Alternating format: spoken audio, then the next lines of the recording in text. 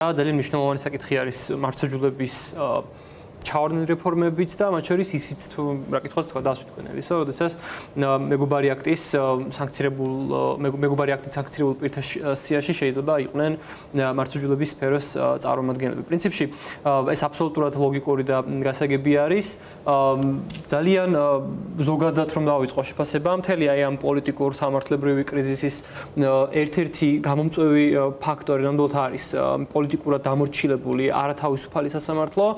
ერთ-ერთი პოზიტიურად სამ საკითხებში ჩანს მხოლოდ ის არის, რომ ჩვენი საზოგადოებისთვის ალბათ უფრო მეტად გასაგები გახდა რა მნიშვნელობა აქვს სასამართლოს დამოუკიდებლობას და რატომ უნდა იბრძოდეს დემოკრატიულობის ამბიციის მქონე საზოგადოება, მათ შორის სასამართლოს დამოუკიდებლობისთვის. მე ვერ ვიტყვი, რომ ქართული საზოგადოების ბრძოლა ამ მიმართულებით ყოველთვის აქტიური და ეფექტიანი იყო წინა წლებში და როდესაც თუნდაც თქვენ მკითხეთ, ხომ ეს ქართული ოცნების რეფორმების ჩავარდნაზე და ეს არ დაწყებულა ნამდვილად ამ ხელისუფლების პირობებში, ჩვენ უბრალოდ არ გვაქვს დამოუკიდებელი სასამართლოს გამოცდილება, კულტურული თუ ინსტიტუციური მეხსიერება, ხო მთელი ამ დროის განმავლობაში რატომღაც ეს საკითხები, რატომღაც არა გასაგები მიზეზების გამო იყო ხოლმე ვიწრო პროფესიული ჯგუფებისთვის დატოვებული საკითხები და საზოგადოების გამოხმაურებას თუ კი რაიმე ცალკეული ოდიოზური საქმე არ გახმაურდებოდა, წმინდად სასამართლოს ინსტიტუციური თუ ინდივიდუალური მოსამართლეების დამოუკიდებლობის საკითხები ყურადღების მიღმა იყო ხოლმე.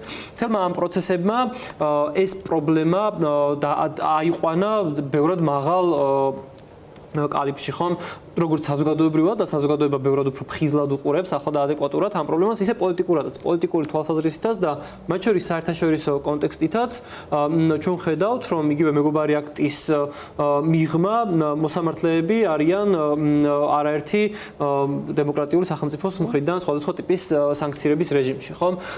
ესეც მიუთითებს იმაზე, თუ რამდენად პრობლემური არის სასამართლოს როლი ქართული დემოკრატიის უყუსვლაში თუ ნგრევაში და იმასაც აჩვენებს, რომ ამას ხედავენ როგორც ქვეყნის შიგნით, ასევე ჩვენი საერთაშორისო პარტნიორები. და ეს მეგობარი აქტი თუნდაც ახალი ამბავი ვაშინგტონიდან მეც სიცხადეს შეიტანს საზოგადოებისთვის, მაგრამ თავად მოსამართლეებისთვის რას ნიშნავს ეს გურო და თქვენ თუ გაქვთ ინფორმაცია, როგორ რეაგირებენ ამაზე და რას ნიშნავს ეს ყველაფერი პრაქტიკულ ნაწილში, ხო, მათ ყოველდღიურ ცხოვრებაში. ხო, რთული კითხვა არის, იმიტომ რომ სასამართლო ერთის მხრივ სულ უფრო მეტად დაკეტილი სისტემა ხდება და ჩვენ შიდა განწყობებზე როგორ თქვა, როგორც წესი, ესეთ პირდაპირ ინფორმაცია სულ უფრო ნაკლები გვაქვს ხოლმე, მაგრამ ყოველთვის რაც ინფორმაციები ცხადი აღწევს და ამ შემთხვევაში შეიძლება ითქვას, რომ ნებისმიერი მსგავსი ნაბიჯი გადაწყვეტილება და მით უმეტეს როდესაც საუბარი არის მეგობარ აქტზე და სახელმწიფოზე, რომელსაც ის იღებს, ხომ? ცხადია, ამას აქვს არსებითი გავლენა და ამას ძალიან დიდი სიფრთხილით თუ როგორ თქვა, შიშით შეიძლება უყურებდნენ, მათ შორის სასამართლო სისტემის შიგნით. არ უნდა დაგვაგვინოს ერთი დეტალი მაყურებელს ვეთქვით, მეგობარ აქტში მოხვედრილ ადამიანს არ აქვს ეგრეთ წოდებული პატიების უფლება. ხო, რჩება, როგორ თქვა, ხო, ანუ გადახედვას არ ექვემდებარება როგორც წესი და უბრალოდ აქ თავარი ის არის, რომ ამაზე რეაქცია ჩვენ შეიძლება არაერთგვაროვანი, კი არა, ყველანი რეაქცია შეიძლება ვნახოთ სასამართლო სისტემის შიგნიდან. როგორც წესი, როდესაც რაიმე ტიპის საფრთხეს ხედავს სისტემა, მათი, როგორ თქვა, ინსტინქტი არის არა საფრთხეზე ადეკვატური რეაგირება, არამედ ძალის ჩვენება, ძალის დემონსტრირება და ეს აქამდე მუშაობდა ხოლმე. იმიტომ რომ ყოველთვის თუ კი მაგალითად და წინა ჯერზეც, როდესაც რამდენიმე მოსამართლე დაასანქცირა სახელმწიფო დეპარტამენტმა, უბრალოდ სავიზო შეზღუდვები დაუწესდა მათზე. ამ დროს თავარი მათთვის არის ის, რომ თითქოს ეს არ არის მათთვის პრობლემა, ამის ჩვენება, ხო? იმიტომ რომ ამ რამდენიმე ოდიოზური მოსამართლის მიღმა არის ძალიან ბევრი გაჩუმებული, შეშინებული მოსამართლე. ხო, და ამ მოსამართლეებს, რომელსაც ჩვენ ვეძახით კლანს, გავლენიან მოსამართლეებს, ყოველთვის ურჩევნიათ და პრინციპში მათი მხრიდან პრაგმატული გადაწყვეტილება არის ეს, რომ არ აჩვენონ საკუთარი სისუსტე, აჩვენონ დანარჩენ მოსამართლეებს, რომ არანაირი საფრთხე არ ემუქრება სტატუს კვოს, არანაირი საფრთხე არ ემუქრება მათ ძალაუფლებას, მათ შორის პოლიტიკური მხარდაჭერაც მათზე არის უცვლელი ურყევი. ამიტომაც ამ შემთხვევაში ჩვენ არ გაგვიკვირდეს თუ კი მეგობარი აქტის მიღების შემთხვევაში დაახლოებით იგივე ტიპის რეაქციებს ვნახავთ, ხომ? იგივე ტიპის, როგორ თქვა, რიტორიკას, ისე იმაზე, რომ მხარდაჭერა აქვთ მოსამართლეებს სისტემის შიგნით პირველ რიგში, შეიძლება მოიწვიონ ახალი კონფერენცია მოსამართლეების, სადაც ხელახლა გამოცხადებენ. დემონსტრირება მოახდინონ იმის, რომ იგი ჭერთ მხარს, უფრო გააძლიერონ ისევ კრიმინალური მეთოდებით. კი, ერთის მხრივ მხრივ მაგრამ მეორე ნაწილში ხომ ეს გზავნილია კეთილსინდისიერი მოსამართლეებისთვის, ვინც ამ სისტემაშია, რომ მეტი სიფხიზლეა საჭირო იქნება, მათთვის იყოს სხვა სიგნალი. ხო, მე ცოტა სკეპტიკური ვარ, რომ დღეს ჩვენ სისტემაში ყავს ბევრი კეთილსინდისიერი მოსამართლე. ცხადი არიან კეთილსინდისიერი მოსამართლეები და მათი სახელების ჩამოთვლა არ იქნება საჭირო, იმიტომ რომ საზოგადოებამ ალბათ იცის ისედაც, ვინც ერთ-ერთი კი, ბევრი ასეთი მოსამართლე არ ყავს სამწუხაროდ, მაგრამ ვინც არიან, ისინი მუდმივი წნეხის შიდა, როგორ თქვა, წნეხის ქვეშ იმყოფებიან ეს მოსამართლეები და ეს მოსამართლეები როგორც წესი თავს არ იკავებენ ხოლმე, რომ დააფიქსირონ პრინციპული პოზიციები, როგორც სასამართლო შიგნით არსებულ ვითარებაზე, ასევე სხვა საკითხებზე, რაზეც პროფესიული ეთიკა უშვებთ მათ, ხომ? დანარჩენი აბსოლუტური უმრავლესობა მოსამართლეების არის, მე ვიტყოდი, რომ როგორ თქვა, ან შიშის, ან მოსყიდვის ქვეშ. ხო და მათზე მოქმედებს როგორც ეს პოზიტიური, ერთგვარი რბილი ძალით, ან დაწინაურების პერსპექტივები, ან ოჯახის განცდა ეგრეთ წოდებული. ოჯახური ერთად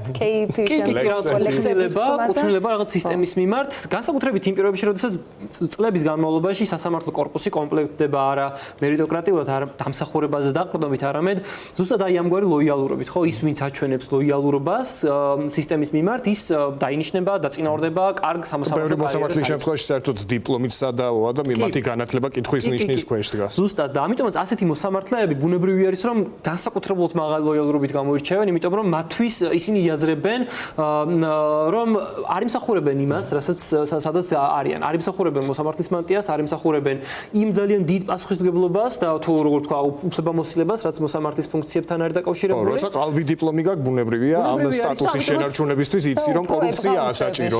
ამიტომაც მათთვის არსებული სტატუს-კვოს შენარჩუნება ძალიან მნიშვნელოვანი არის, იმიტომ რომ როგორც კი რაიმე ცვლილებები მოხდება, მათ არ აქვთ არანაირი გარანტია, რომ თანამდებობებს შეინარჩუნებენ. ამიტომაც ისინი იძებენ. ბარათზე რომ არ დაერიცხებათ ხელფასი და კონვერტებით მისცემენ, არა უშავს, ამას არ იტანენ, ამას აბო.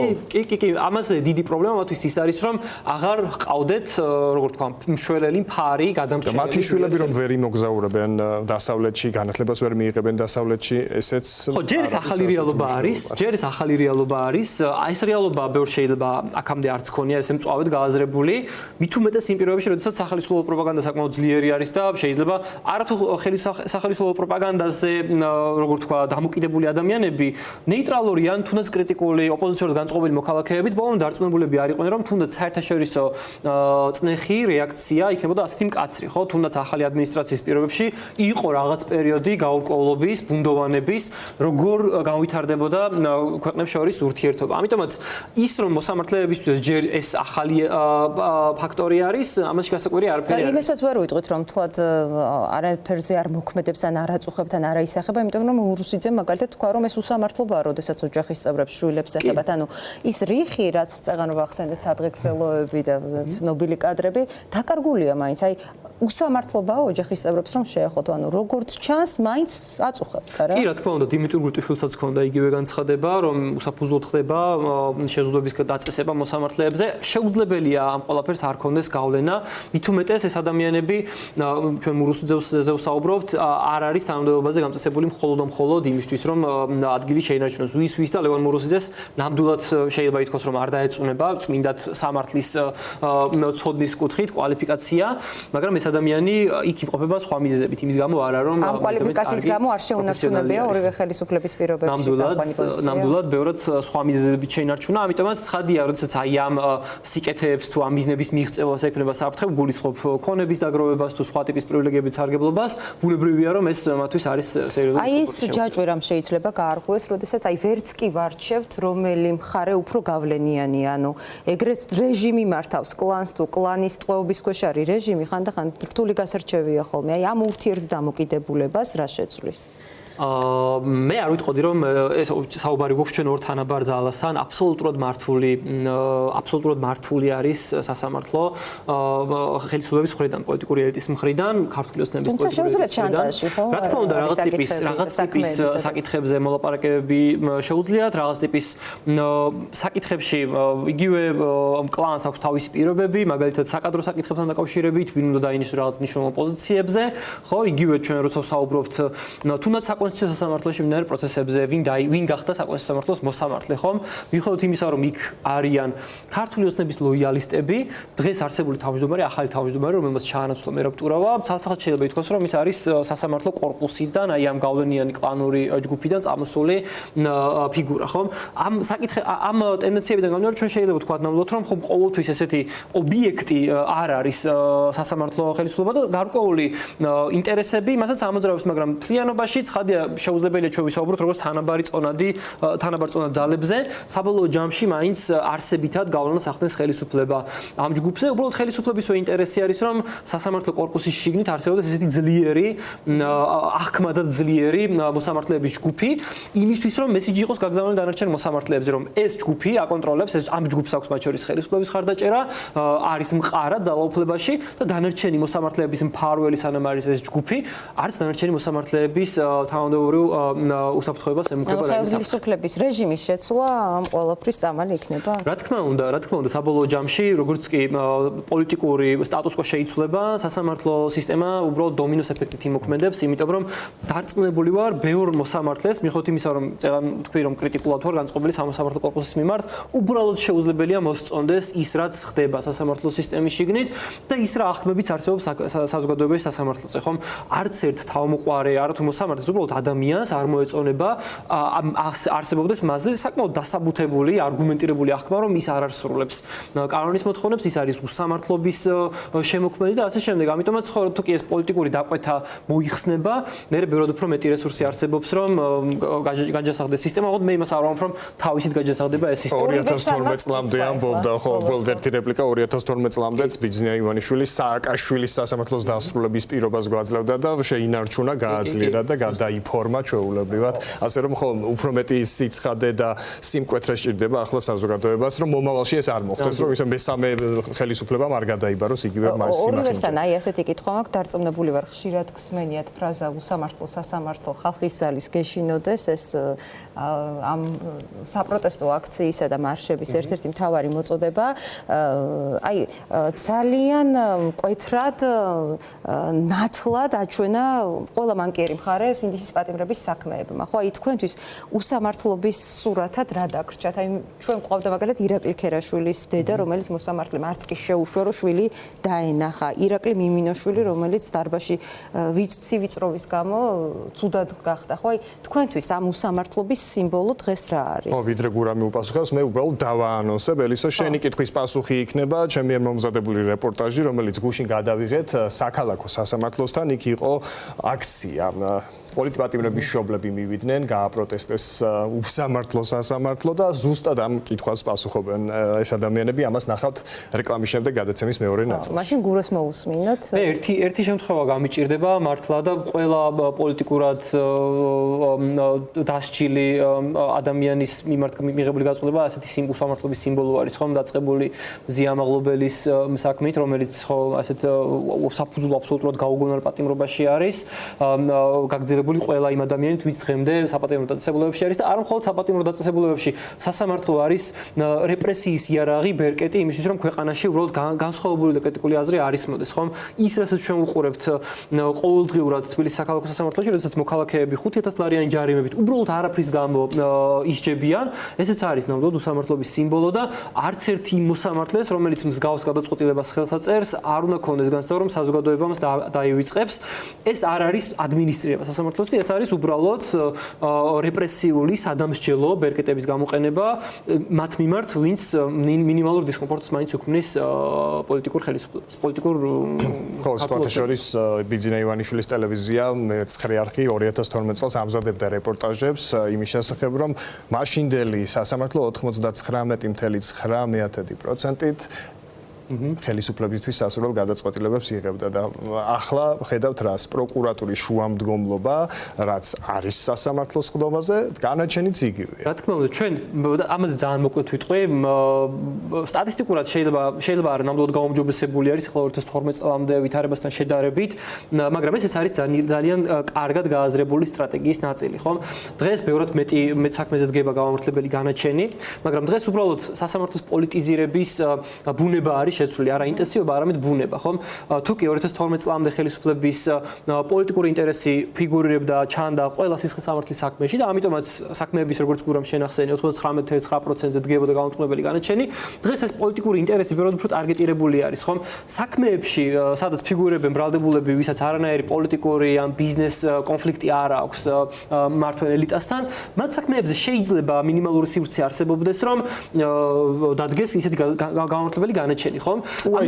კი, ამიტომაც ეს სტატისტიკა რეალურად ემსახურება რეალური პრობლემის უკეთესად შენიღბას, ხომ? და წლების განმავლობაში მათ შორის ქვეყნის შიგნითაც და გარეთაც საერთაშორისო პარტნიორებთან ეს არგუმენტი მუშაობდა, რომ ხედავთ როგორ გაზრდილი არის განმტყუნებელი განაჩენების რაოდენობა. სინამდვილეში სტატისტიკები ყველა სფეროში უყვარს ქართულს. უარესად ინიღბება პრობლემა და მეორეს მხრივ ტენდენციაზეც უნდა დავაკვირდეთ, რომ ეს პოლიტიკური ინტერესი, ხო, თუ კი არ ვიცი 2012, 13, 15 წლებში იყო წმინდად პოლიტიკური ოპონენტების მიმართ დავიწროებული, დღეს პოლიტიკური ინტერესი უკვე არსებობს ნებისმიერი ჟურნალისტის, ნებისმიერი სამოქალაქო ორგანიზაციის წარმომადგენლის, არ ვიცი, ნებისმიერი ადამიანის მიმართ, ვინც უბრალოდ არ არის მორჩილებაში ქართული. ხო, ამ შემთხვევაში მაგალითად აქტივისტები, ვინც დააკავეს ამ პროდასავლური აქციების დროს, მათ წინასწარი პატიმრობის ვადა უკვე გაუვიდათ და მათ ტოვებენ საპატიმროში მიუხედავად იმისა, რომ არ არსებობს არანაირი კონკრეტული მტკიცებულება, რომ მათ დანაშაული ჩაიდინეს, ხო? ასეთი ფაქტები ელისოს კითხვაზე პასუხი არის ალბათ.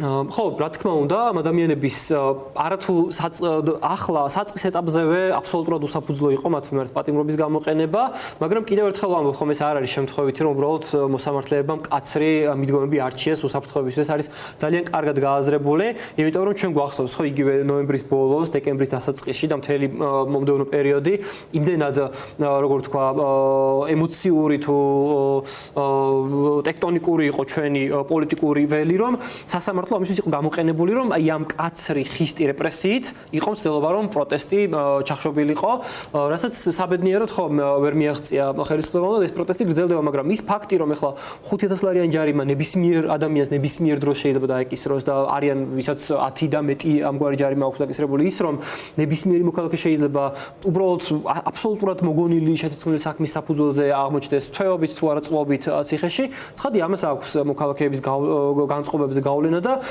ესეც ამასაც აქვს უცხოური ეფექტი, იმიტომ რომ დღეს შეიძლება უფრო ნაკლები ადამიანი უფრო თამამად გამოხატავს საკუთარ აზრს და პროტესტს. ამის თქმისაც ალბათ არ უნდა შევშინდეს. ამასთან რითიც დაიწყეთ საუბარი, ალბათ ამით დავასრულოთ, რომ უფრო ბევრმა იგრძნო, რომ სასამართლო და სამართლიანობა არის ის, რაც გვეხება ყველას და ეხება ჩვენს სიცოცხლეს, უსაფრთხოებას, ჩვენს უფლებებს, ჩვენს შვილებს და ოჯახებს. ნამდვილად და მე მჯერა ქართული საზოგადოების და იმის, რომ თუ კი ჩვენი საზოგადოება ხედავს უსამართლობას, გრძნობს ამ უსამართლობას, ის ამ უსამართლობას ამ უსამართლობის ნორმალიზებას არ შეეგუება და არ მიიღებს, ხომ?